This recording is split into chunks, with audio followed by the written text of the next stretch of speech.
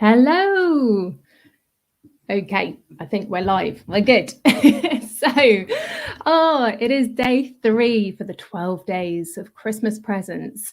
How are you enjoying it all so far? I'd love to know. Do put a comment down below or send me a message with your thoughts, with your questions, anything I can help with. Definitely click like so that this can get a bit of a boost on as well.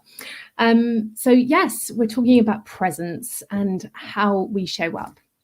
So lesson three is about listening. Now it's funny, isn't it? Because presence and a lot of the things that I teach about is always about speaking, and actually sometimes one of the best things you can do in terms of presenting, public speaking, being a leader, is actually not saying anything at all, but being able to hold what we know as a comfortable silence. And in fact, that's something that's really attached to what we now know as psychological safety. When we create that space, that freedom, we can create a real connection with someone. And even better than that, you can create room for remarkable and innovative conversations to happen where potentially the freedom for that wasn't there before. So it is about creating a space where people can hypothesize, can explore their thoughts, can really feel safe to be challenged in a way that isn't potentially aggressive. So active listening, and in fact, here it is, I'm going to put it up on the screen here, is really a case of parking that response of yours. And I mean that with the best of intentions, because we can so often get to that point where we're so sure of ourselves, we're so sure of our opinions, that we're racing to tell people, or we're super excited. Or if you're anything like me, you get that kind of squirrel syndrome, which is you get so excited about something you've just thought of or that you want to say that you're bursting to say it right then and there, and end up talking over. For me, that's actually something I've had to really work on. And I know I'm not alone there, because I know a lot of people who do the same things. And in that sense, we've almost learned just to talk at each other and not to have a real conversation where sometimes it doesn't actually need a response. Sometimes we just want someone to really acknowledge and hear us. So that is something to cover with active listening. It is a case of creating a space that is non-judgmental. Even if potentially you don't agree, you cannot agree with something and you don't have to necessarily pass judgment. I always like to favor being in a place of curiosity, in that state of, okay, that my immediate reaction is not one that agrees with this statement, but I'm going to just be open and curious about this and why this person feels this way.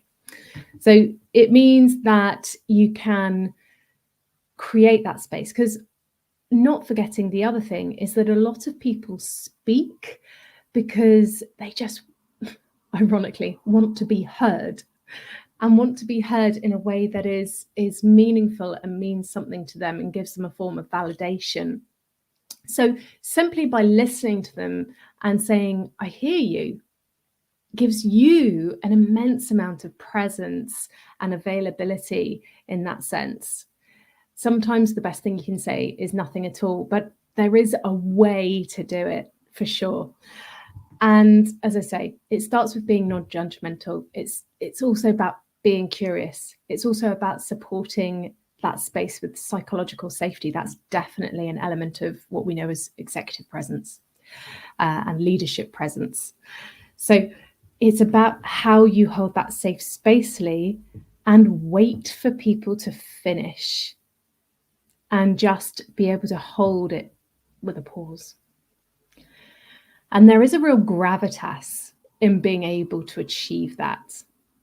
And the results of what happens when you do is that you have much more meaningful and valuable conversations because of that.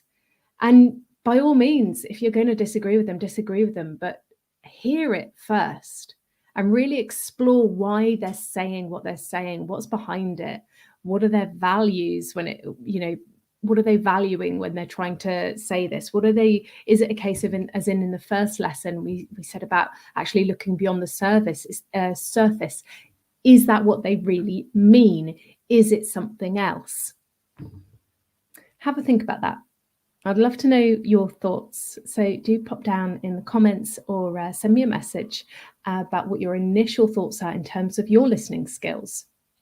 And again, for the next 24 hours, have a look around at your relationships. Do you, especially in your meetings, even at home, do you give your full attention and presence when you're listening? Do you wait for people to finish, or do you jump over them? And it's okay in either case, but just see what happens when you stretch it out and just say, I hear you. I don't understand it, but I hear you. And then react with curiosity, like a what if or how does. So this is something that really, really helps you develop your presence.